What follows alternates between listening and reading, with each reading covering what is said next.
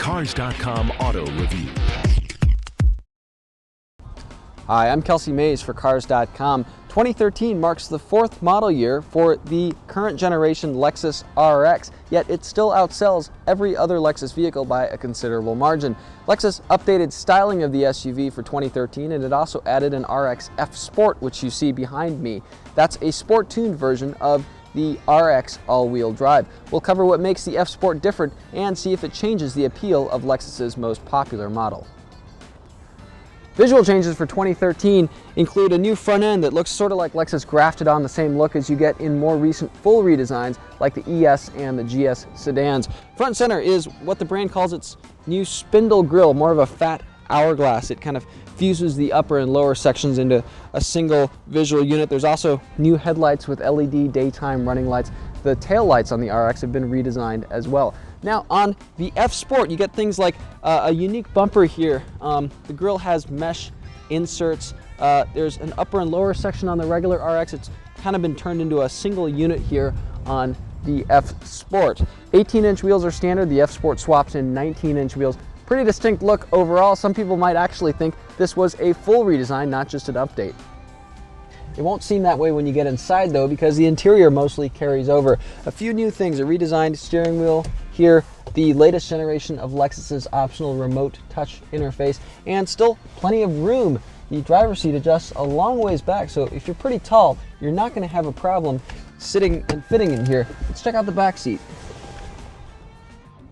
We've always been impressed with the back seat versatility in the RX, and no different here. First of all, it folds in a 40-20-40 split, so you can have passengers on either side and fit something long through the middle like a pair of skis. It moves forward and backward here. It also reclines a few degrees. Another cool thing, typically when you move a back seat forward to improve cargo room, you add a bit of a gap in the floor which can catch certain bits of cargo. The RX actually has this kind of fabric flap here which covers the gap so you don't get that. And when you go to fold the seats down, they automatically spring back to their rearmost position.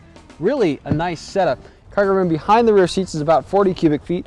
With the seats down, maximum cargo volume is about 80 cubic feet. Pretty good numbers for this segment. There's even levers back here that let the rear seats go down.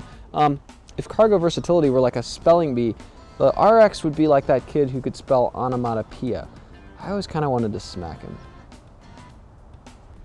It's how the F Sport drives that falls short. The package includes a sport-tuned suspension as well as an 8-speed automatic with paddle shifters in place of the standard 6-speed automatic. The 8-speed makes for quick bursts of power through each gear, but sometimes it feels like it has too many gears to choose from trying to downshift. There's also a lot of accelerator lag from a complete stop.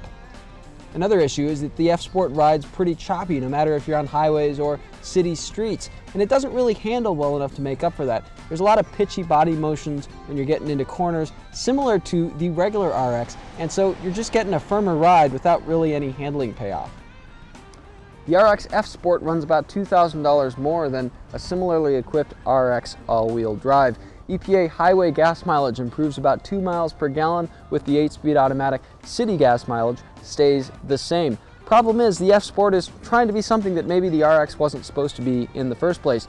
Lexus parent Toyota has always struggled when it's tried to make sportier versions of some of its most popular cars, and the RX might be going down that road. Between the F Sport, the regular RX, and an RX hybrid, there's plenty for RX shoppers to choose from for 2013. The F Sport might just be one of those that you should skip over.